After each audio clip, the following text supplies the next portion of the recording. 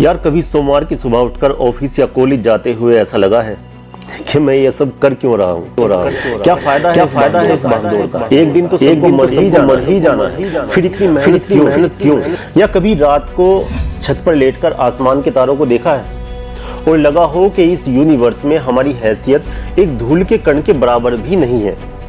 हमारे सुख, हमारे दुख, हमारी गाड़ियां, हमारे बैंक बैलेंस, इस विशाल ब्रह्मांड को कोई फर्क नहीं पड़ता कि हम जी रहे हैं या मर रहे हैं। अगर आपके मन में भी कभी ये ख्याल आया है तो बधाई हो, आप अनजाने में ही सही दुनिया की सबसे गहरी और थोड़ी डरावनी फिलॉसफी के दरवाजे पर दस्तक दे चुके हैं।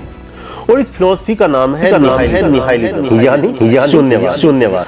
आज हम इस भारी भरकम शब्द को इतनी आसान भाषा में समझेंगे कि चाय की टपरी पर बैठा हुआ आपका दोस्त भी कहेगा, भाई बात तो तू पते की कर रहा है। और हाँ, इसमें हमारी हेल्प करेंगी हमारी अपनी बॉलीवुड मूवीज।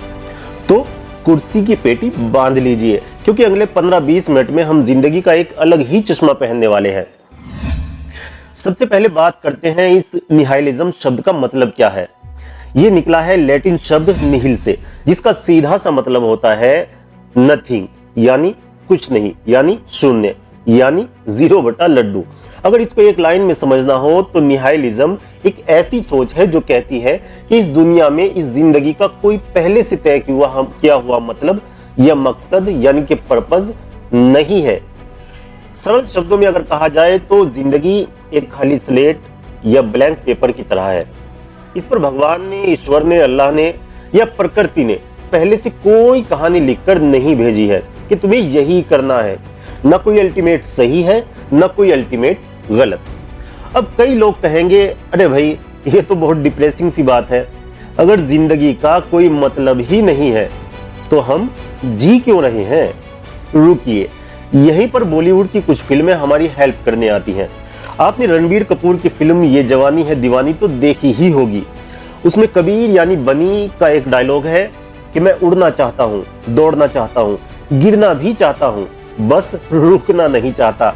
बनी क्या कह रहा है? वो समाज के बने बनाए नियमों, शादी, सेटल लाइफ, 9 to 5 की नौकरी वगैरह को कोई अंतिम सत्य नहीं मानता। उसके लिए उन चीजों का कोई मतलब नहीं है। वो अपनी जिंदगी का मतलब खुद ढूंढ रहा है। यही निहिलिज्म की शुरुआत है। ये मानना कि जो कुछ समाज ने आपको थमाया है वो दरअसल असली नहीं है।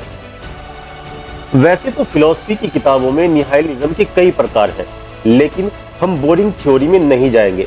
हम इसे बॉलीवुड के 3 किरदारों से समझेंगे, ऑप्टिमिस्टिक वर्सेस पेसिमिस्टिक निहिलिज्म। जब इंसान को लगता है कि सब कुछ बेकार है, कुछ भी मायने नहीं रखता, ये दुनिया बेवफा है, यहाँ कोई किसी का नहीं होता, सब मतलब के साथी हैं, और वो उदास हो जाता है। इसका एक उदाहरण फिल्म से समझते हैं। फिल्म का नाम है प्यासा, जो बनी थी 1957 में। प्यासा फिल्म में गुरुदत्त का किरदार याद कीजिए। जब वो इस दुनिया के स्वार्थ और मतलबीपन को देखते हैं तो गाते हैं, ये महलों, ये तख्तों, ये ताजों की दुनिया, ये इंसान के दुश्मन समाजों की दुनिया, ये दुनिया अगर मिल भी जाए तो क्या है। यह है वो स्टेज जहां इंसान को लगता है कि जब कुछ मायने ही नहीं रखता तो इस दुनिया को छोड़ देना ही बेहतर है। इसे हम पेसिमिस्टिक निहिलिज्म कह सकते हैं। Number 2, angry nihilism. इसमें इंसान खूंखार हो जाता है और उसे लगने लगता है कि सब कुछ तबाह कर दो, अगर तुम मेरी नहीं हो सकती तो किसी की भी नहीं होने दूंगा। यही होता है ना फिल्मों में। अगर इस चौखट पर किसी की बारात आई तो डोली की जगह उनकी अर्थी उठेगी, और सबसे पहले अर्थी उसकी उठेगी जिसके सर पे सेहरा होगा। जब इंसान को समझ आता है कि सिस्टम, समाज और नियम ये सब कुछ झूठ है तो उसे गुस्सा आता है। फिल्म के एक सीन से समझते हैं। फिल्म का नाम है अंकुर अरोड़ा मर्डर केस, या फिर रणबीर कपूर की रॉक स्टार लेते हैं। जब जॉर्डन कहता है कि पता है मुझे सब बेकार है, तुम्हारे उसूल, तुम्हारे कायदे, वो समाज के बनाए हर खोखले नियम पर थूकता है, क्योंकि उसे समझ आ चुका होता है कि नियमों का कोई वजूद नहीं है। Number 3, optimistic nihilism. ये थोड़ा मजेदार और आजाद सोच का निहिलिज्म है। ये मेरा पसंदीदा हिस्सा है और शायद आपका भी। ऑप्टिमिस्टिक निहिलिज्म यानी आशावादी शून्यवाद। इसका मतलब है कि अगर जिंदगी का कोई पहले से तय मतलब नहीं है तो भाई ये तो बहुत अच्छी बात है। इसका मतलब मैं अपनी जिंदगी का मतलब खुद तय कर सकता हूं। बॉलीवुड से उदाहरण लेते हैं। आपने फिल्म देखी होगी जिंदगी ना मिलेगी दोबारा। उसमें एक किरदार है इमरान, जिसे निभाया है फरहान अख्तर ने। वो अपनी जिंदगी को किसी सीरियस फ्रेम में नहीं बांधता, वो शायरी करता है, मजे करता है। और जब उसे पता चलता है कि उसके पिता ने यानी कि फादर ने उसे कभी अपनाया ही नहीं, तो वह टूटता नहीं है। वो समझ जाता है कि ठीक है यार, कोई बात नहीं, जिंदगी फिर भी खूबसूरत है।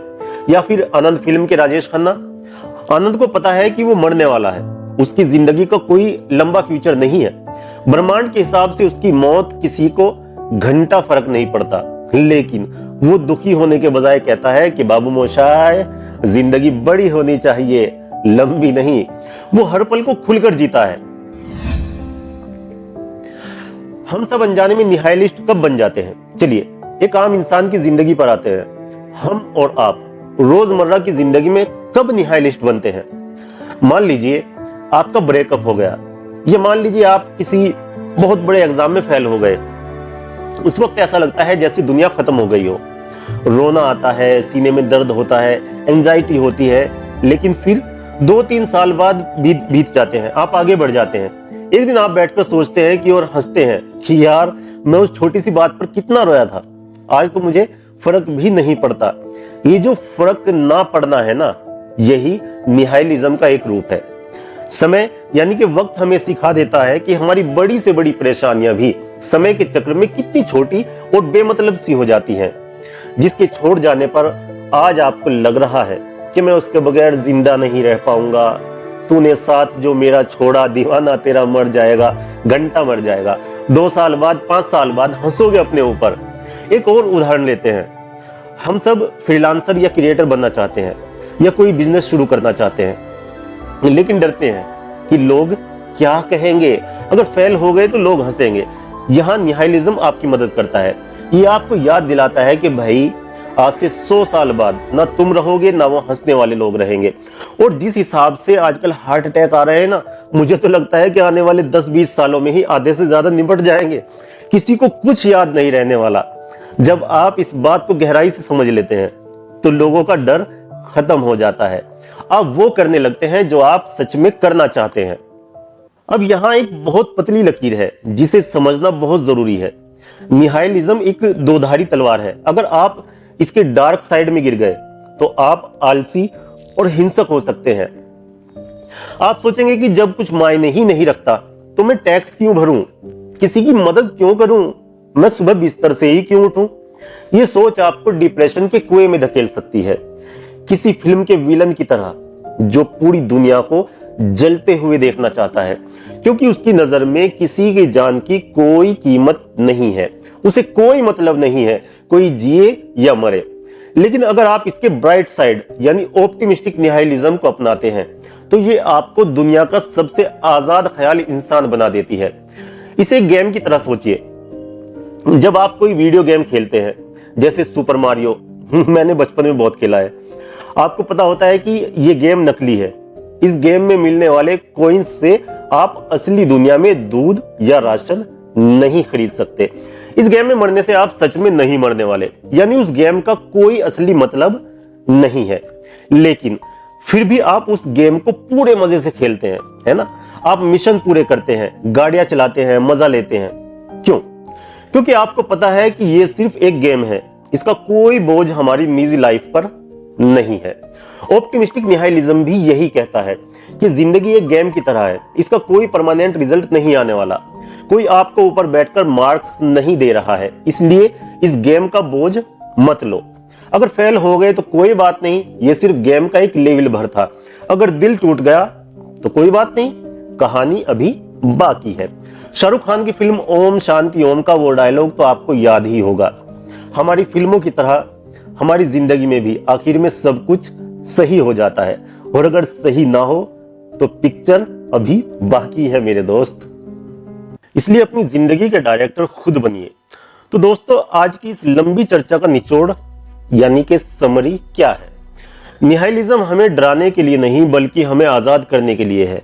ये हमें सिखाता है कि दुनिया का कोई तय मकसद नहीं है, और ये एक अच्छी खबर है क्योंकि अब आप आजाद हैं अपना मकसद खुद चुनने के लिए। अपनी खुशियों की चाबी किसी और को मत दीजिए। समाज, रिश्तेदार या पड़ोसी क्या कहेंगे, इस बात को दिल से लगाना छोड़ दीजिए, क्योंकि ब्रह्मांड की नजर में ये सब शून्य यानी जीरो है। अगर कुछ भी परमानेंट नहीं है तो आपके दुख भी परमानेंट नहीं है। आप जरा सोच के देखिए कि 10 साल पहले आपका घर कैसा था, 10 साल पहले आपके पास गाड़ी कौन सी थी, 10 साल पहले आपके पास फोन कौन सा था, 10 साल पहले आपके अकाउंट में पैसे कितने थे। मैं ये मान के चलता हूं कि पिछले 10 सालों के मुकाबले में लगभग सभी की जिंदगी में कुछ ना कुछ सुधार जरूर आया होगा। अगर अभी भी कुछ कमियां हैं, कुछ टेंशन है, तो चिल करो यार, ये वक्त भी गुजर जाएगा। अलबत्ता कुछ ना कुछ कमियां तो भैया जिंदगी भर रहने वाली हैं। फुलफिल तो आज तक अंबानी और अडानी नहीं हुए भाई। चलते चलते फिल्म तमाशा के रणबीर कपूर के शब्दों में कहूं तो दिला दूं याद, कौन हूं मैं? अपनी कहानी का हीरो मैं खुद हूं। स्टेज आपका है, स्क्रिप्ट आपकी है, डायरेक्टर भी आप ही हैं। जब सब कुछ शून्य ही होना है तो क्यों ना इस कहानी को एक खूबसूरत और मजेदार कहानी बनाया जाए। आपको क्या लगता है, क्या वाकई में सब कुछ मोहमाया है, या आप अपनी जिंदगी का कोई खास मतलब ढूंढ चुके हैं? मुझे नीचे कमेंट सेक्शन में जरूर बताइए। वीडियो पसंद आई हो तो इसे अपने उस दोस्त के साथ जरूर शेयर कीजिए जो बहुत ज्यादा ओवर थिंकिंग करता है। वीडियो को लाइक और चैनल को सब्सक्राइब करना मत भूलें। मिलते हैं अगले वीडियो में, तब तक के लिए जिंदगी को खुलकर जिए, क्योंकि जिंदगी आपकी है, किसी के बाप की नहीं।